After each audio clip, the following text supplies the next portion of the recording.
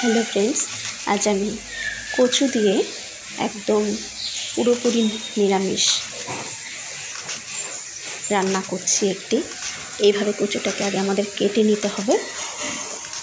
দেখুন, এরকম করে আমি লম্বা করে টুকরো করে নিয়েছি, মোটা করে। ঠিক এভাবে আপনারা সুন্দর করে এটা কেটে নেবেন। একদম সম্পূর্ণ নিরামিষ। একটা পাত্রে জলের মধ্যে হলুদ দিয়ে তারপরে ওই কচুগুলোকে যে কেটে নিলাম সুন্দর করে, সেই কচুটাকে আমরা সেদ্ধ করে নেব। আর এখানে টমেটো, কাঁচা লঙ্কা, আদা নিয়েছি। আদা আর টমেটোটাকে পেস্ট করে নেব। দেখুন, কচুটা একদম সেদ্ধ সুন্দর হয়ে গেছে। একটা জলের মধ্যে, একটা পাত্রে জলের মধ্যে সে সেদ্ধ কচুগুলোকে তুলে রাখলাম।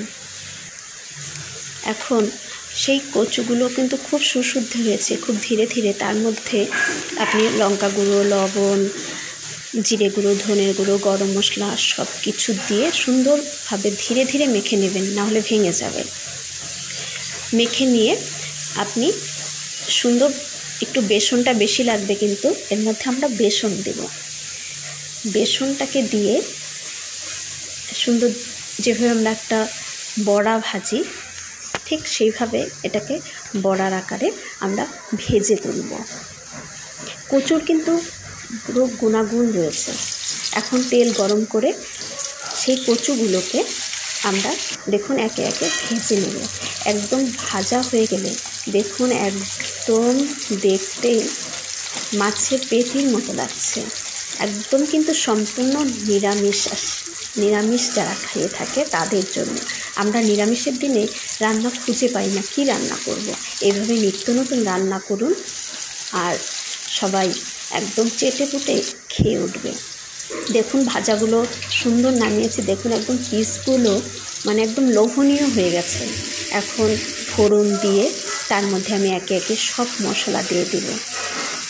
জিরে, ধনের গুঁড়ো, হিং, গরম মশলার গুঁড়ো,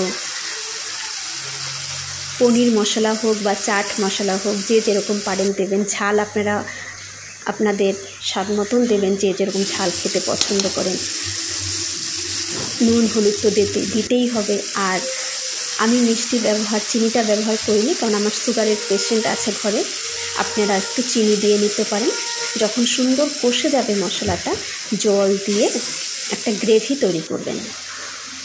এখন এই গ্রেভির মধ্যে আপনারা সেই ভাজা যে কচুগুলো আছে সেগুলোকেও ছেড়ে দিয়েও নামাতে পারেন। আমি সেটা করিনি, যদি ভেঙে যায়, কারণ বেশি নরম হয়ে গেছিলো আমারটা, সেই কারণে আমি আর গ্রেভির মধ্যে কড়াইয়ে ছেড়ে দিইনি। আমি একটা পাত্রে সেগুলোকে সাজিয়ে রেখে উপর দিয়ে এই গ্রেভিটাকে দিয়ে দিলাম। মানে দুর্দান্ত খেতে, আপনারা খেয়ে দেখুন, মানে এত লোভনীয়, কেউ বুঝতেই পারবে না। দেখুন কি সুন্দর।